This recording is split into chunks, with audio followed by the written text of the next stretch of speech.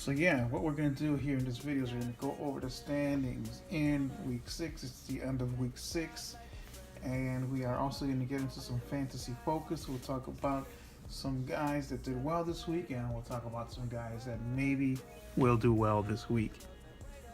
So let's get started here.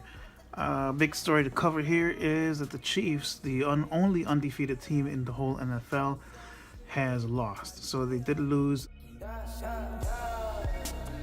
last week, so it reflects the record. As you can see up here, they are now 5-1.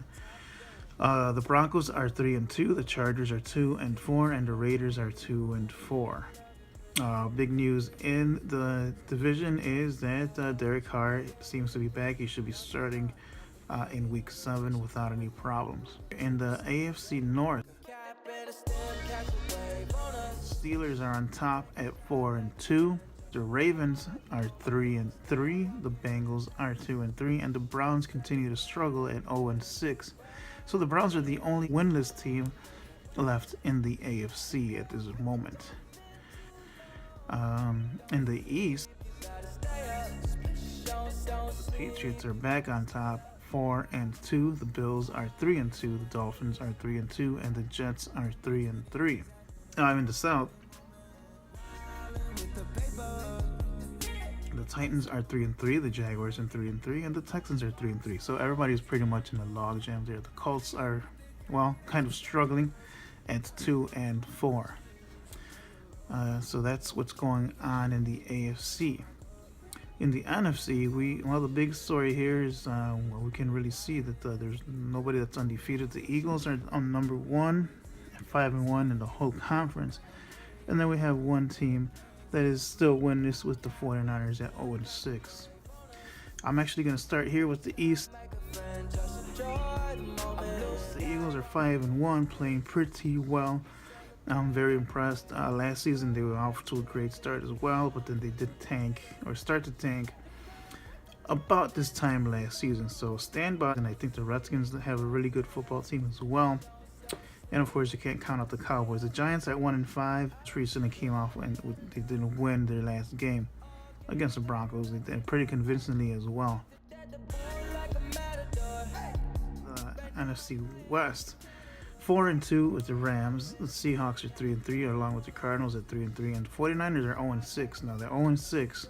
Says that they haven't won, but all the games that they've played have been pretty close. I think it's been 2 and 3 points that they've lost almost every season, every game this season. So they do have some talent left in there. NFC North, Vikings are 2-4. The Packers are 2-4. The Lions are 3-3, and the Bears are 2-4.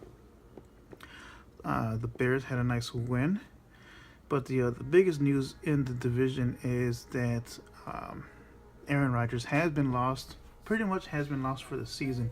There's a chance that he may come back late in the season, but fantasy-wise, he's pretty much done. So if you have him, it's time to do something.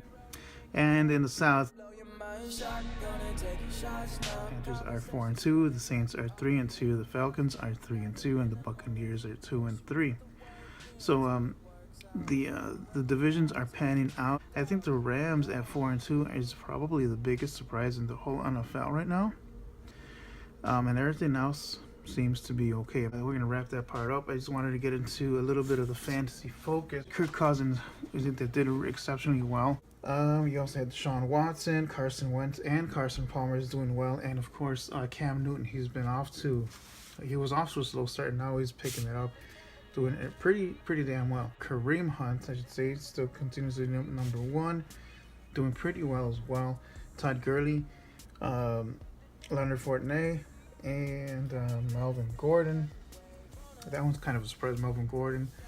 And Le'Veon Bell at number 5. Now the wide receivers are Antonio Brown, Sean Hopkins, AJ Green, and Adams, and Jordan Nelson. So Adams is the one that's kind of a surprise to me. The tight ends. Now you would think Gronkowski's in there, and he is. He's number 2, but number 1 is actually Ertz. Zach Ertz edged them out. And then you got Kelsey. So all 3 of those guys, of course, you can see Cameron Bates is number 4, and then Evan Ingram Evan Ingram, that one does not ring a bell to me. He's not on my radar, so I'll just say that much about that. So that was the results of Week 6 in fantasy.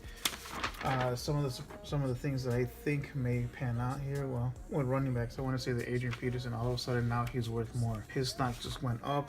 I don't know if he's necessarily going to be in the top 3, top 5, but he will definitely be getting a lot more points in my opinion. Another thing is Ezekiel Elliott. He will be playing in Week 7.